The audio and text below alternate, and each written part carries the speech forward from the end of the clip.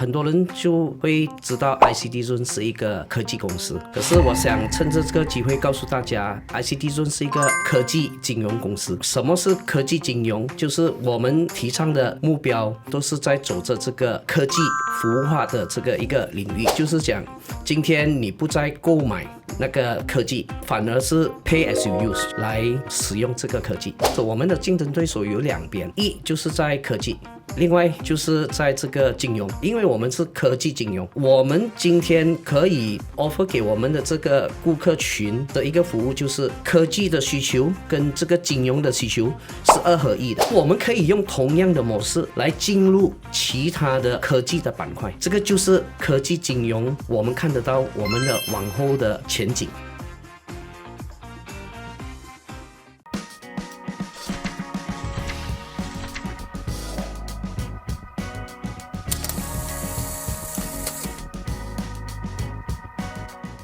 嗨，你好，我是能杰。这个时候你在收看以及收听的是由 BFM 财经所制作的财经拷问。那今天来到我们节目呢，接受我们拷问的是 ICT Zone。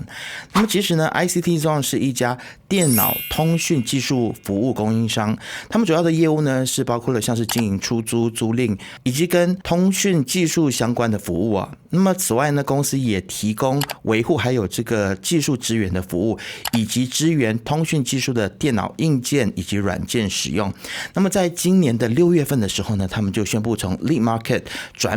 转到创业板，也就是 Ace Market 来上市啊，并且预计在明年的首季要来完成。那么今天呢，我们很高兴，我们就邀请到了 ICT Zone 的这个亚洲首席执行员 Tommy 林国光来跟我们聊聊为什么公司要选择转板，以及公司未来的发展。我们来欢迎 Tommy 来跟我们的观众打个招呼吧。嗨，大家好。是，那其实呢，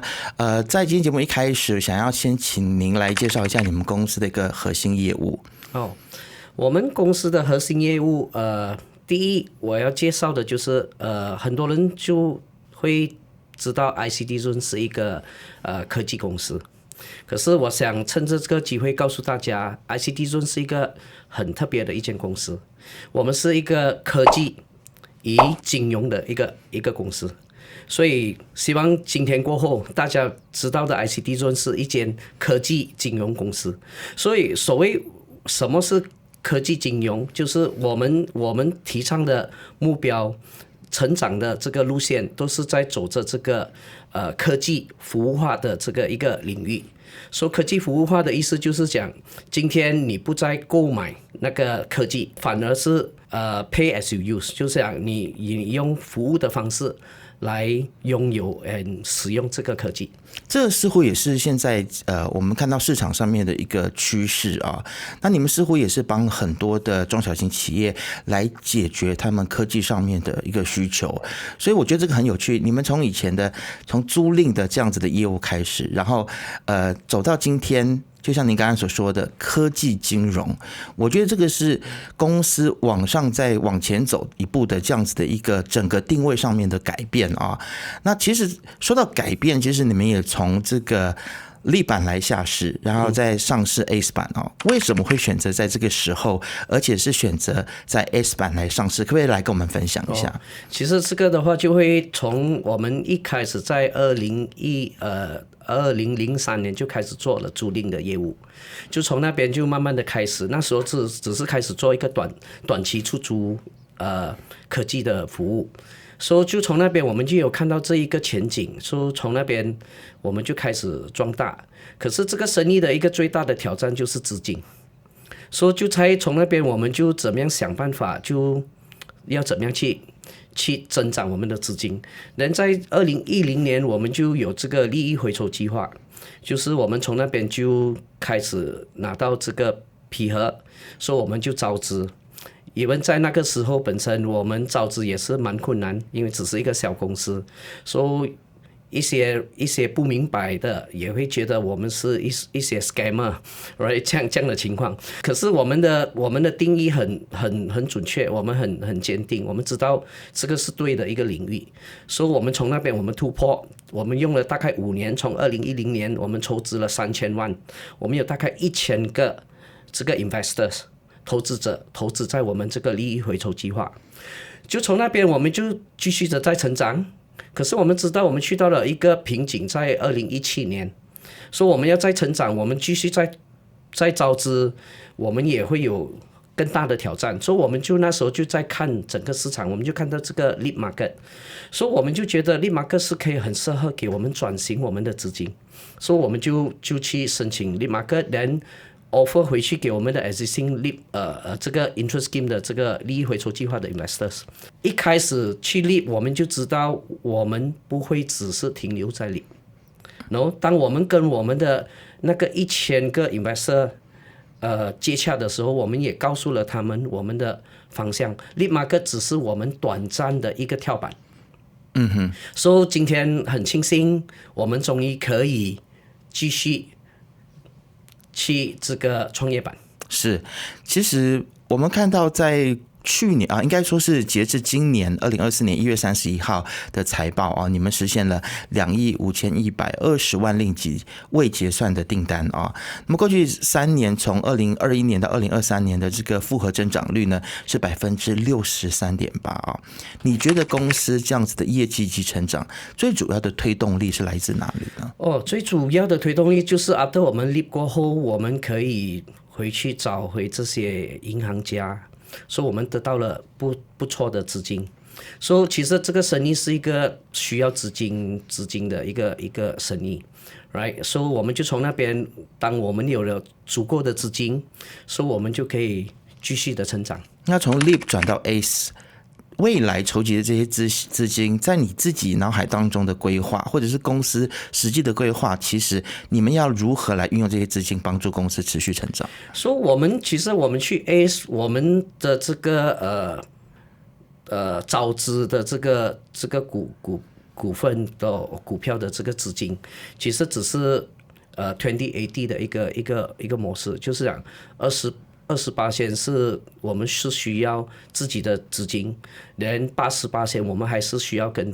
银行这些合作，所以我们的资金就会更加的壮大。所以今天走到 leap 市场，其实我们已经去到了又去了另外一个瓶颈，所以我们很重要，需要再转板，我们再壮大。所以这个东西本身就是可以让公司可以继续的在成长。以后在 ACE Market 一段时间之后，还有计划要继续再转板吗？转到主板？这个也是肯定的。这是你们未来想要再更前一步的啊。我们来聊一下关于这个公司的盈利还有业务的部分的话，其实你们现在主要的业务是来自哪一个板块呢？是中小型企业吗？我们现在主要的板块还是在这个政府的这个合业。OK 为什么我们一开始就都是在专注在这个政府的合业？所以很多人会认为，当我说政府的合业，大家就会认为我们只是有2个合业。其实走到今天，我们大概有500多个合业，然后大大小小是。所以我们为什么 focus 在这个政府的合业？因为本身我们资金很有限，所以连我们的资金在早期都是从大体上到今天都是由这些 investor 投资者相信我们，把资金投入在公司。所以我 as 一个 CEO，as 一个执行董事，我需要对这些资金有交代。所以我们选择比较安全的这个领域。Of course， 我们也看到我们不能只是单单靠着一个板块，所以我们也开始进入了。在这个 After Leap 过后，我们开始进入了这个大企业，所以有一天我们也很希望我们要回去这个中小型，然后连中小型有中小型的这个一些做法，所以我们都是慢慢的在模式在准备着。所以这个 piece 本身，我们应该会是在我们这个 A 转板过后的事情了。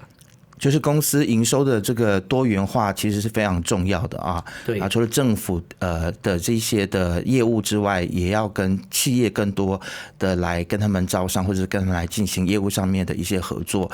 从那边得到更多的盈利。但其实现在你怎么看呢？就是在于不管是政府也好，或者是企业也好，就是在数字转型这一块，其实你自己怎么看待这一块市场的增长？因为我们也发现说，马来西亚现在我们也抓住受到了一些的历史机遇，然后不管是政府的需求、私人界的需求也越来越高。你觉得在未来在转版之后，明年业绩翻倍的可能性是有的吗？有啊，有。是有这样子的机会的。是，那其实我想了解一下，其实你们在帮助你们的客户在进行这个数字化转型的过程当中，其实你们有哪一些战略的优势，其实是优于你们的竞争对手的？我们的竞争对手有两边，一就是在科技，另外就是在这个金融，所以我们有两边的这个竞争对手。所以在科技的竞争对手本身，因为我们是科技金融，所以我们今天可以offer 给我们的这个顾客群的一个服务，就是他们所面对的科技的需求跟这个金融的需求是2合1的。所以意思说，顾客只需要对 ICT Zone， 我们就可以 provide 2合1的一个服务，就是科技跟金融。所以很多其他的竞争对手，他们只需要跟其他的金融商来 offer 这个科技服务化的这一个板块，这个就让我们有这个特别的优势。对，所以在 finance part， 在这个金融的方面，金融就是还是金融，就是他们的方向往往都是从金融的这个模式来去进入市场。可是我们又是科技的公司，所以我们很明白我们这个顾客真正对科技的需求，来怎么让这个金融服务的这个科技服务化，来对顾客的真正的需要。所以你们的优势是你们结合了金融以及科技。是，其实要做一家科技公司是非常非常烧钱的。是，你同意吗？可以这么说。是。你已经有做好准备，就是大量的，就是把这个资金投入在科技的研发上面。这一点其实可不可以跟我们分享？ 你们预计要怎么做？其实在我们讲这个科技这一块嘛，我们是这么看。今天如果你有注意的话 ，ICT Zone 是一个很强在这个个人电脑的这一个板块。当我们说科技本身是很多板块的，它有 software， 有 services， 然后有有 server， 是，然后 data center。所以今天 ICT Zone 最强的强项是在个人电脑。可是当我们的这个科技金融的合并，科技服务化。我觉得我们今天本身的强项是在个人电脑，在硬体，可是这个不会局限我们去在其他科技的领域发展。所以我们可以用同样的模式来进入其他的科技的板块，这个就是科技金融，我们看得到我们的往后的前景。那其实。我相信说，在帮助企业也好，或者是政府部门，在进行整个数字化，或者是因为你们的，就像您刚刚所说的，你们的其实你们的强项吧、优势吧，就是在所谓的电脑，在硬体的方面。那其实要如何去增加客户他的整个体验？去说服他们去使用你们的这个服务，其实我觉得在跟竞争对手在比价的时候，或者在竞标的时候，可不可以跟我们分享？你觉得你们的优势其实是在哪里？当我们出发科技金融，就是除了这个硬块这一块，其实我们都很策略性的提供了更多的这个服务。就比如说我们有一个系统，我们叫 Device Management System DMS。这个系统本身我们可以帮助我们的顾客怎么样用数据来 manage 他的整个这个需求，他的整个系统的状况。所以我们也最新在上2个礼拜，我们也推出了这个碳合化的这个电脑。就是说今天如果我们的顾客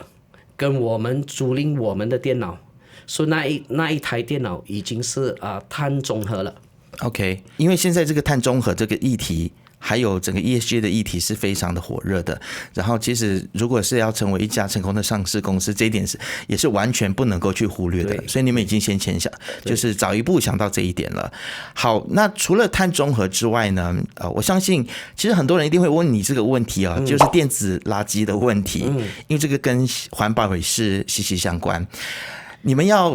您刚才有提到说这个电脑已经是碳中和，但是其实我们知道说企业也好，或者是机构也好，它里面的这个电脑是要不断的更新换代，要如何在环保跟盈利当中找到平衡点？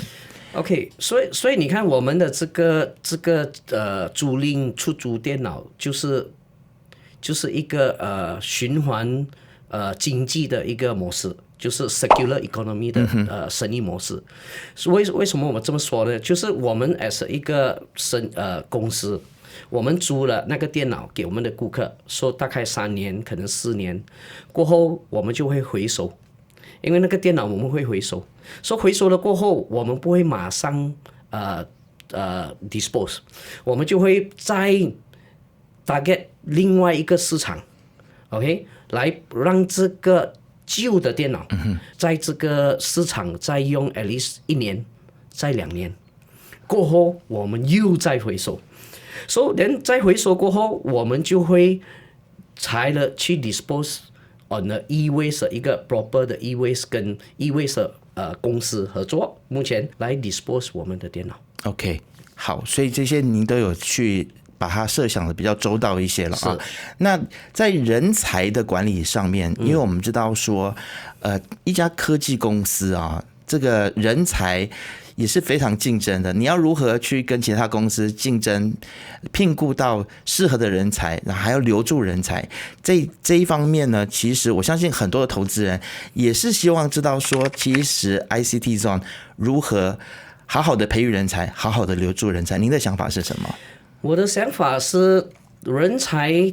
去跟留是在于他对公司本身的一个价值跟一个观念。所以我们的员工，我有的手上的员工都，我看超过一半都是超过了10年，他们跟公司一起成长，一起奋斗。所以当我们其实上市也就是另外一个模式，公司可以把这些一些的股份 让给他们，所以他们也实实的成为了股东，right？ 所以人在去的方面，我往往也是看得很开。我觉得一个好的人才，我们跟他们合作的方式不一定是他要跟你打工，他也可以出去创业，可是还可以跟你合作。所以这个也是可以有一个更好的循环。跟不同的人才合作，用不同的模式，对，不一定是一定要聘雇的方式，对，也是可以公司对公司的模式来合作，这样就可以有更多的人才库来帮助这间公司成长啊。那其实，在今天的这个访谈的最后呢，其实我相信很多的潜在投资人呢，一定想要知道公司未来还有什么样子的计划，可不可以来跟我们分享一下？因为其实你们在2024年的财政年呢，实现了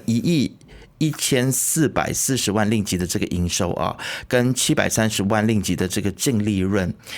这样子的营收，我相信不晓得对您来说，未来又有一些怎么样子的展望，公司的发展，营收的未来的预估，可不可以跟我们分享一下？我们就不说数目了哈。所以以我们的生意的模式本身，我们有这个 unbilled order book， 我们也是继续在 build 着我们的这个 unbilled 的 order book。只要资金充足，其实那个市场很大，我们今天才占了市场的不到5%。连这个生意的挑战就是资金，所以我们相信我们的成功去 Ace Market 会让我们的资金更大的成长，生意是会更上一层。了解。好，今天非常感谢 ICT Zone 的亚洲首席执行员 Tommy 林国光来到我们财经拷问的节目。那我们祝福 ICT Zone 呢，真的是可以顺利的转版，然后未来也可以发展的越来越好。谢谢大家。不晓得你对于 ICT Zone 这家公司有什么样子的想法呢？对于他们公司里面的运作，不管是对于人才的这样子的一个策略，以及对于公司未来发展的策略，有什么样子的想法，都欢迎大家都可以在留言处来留言告诉我们。那这个时候呢，在 YouTube 观看的朋友呢，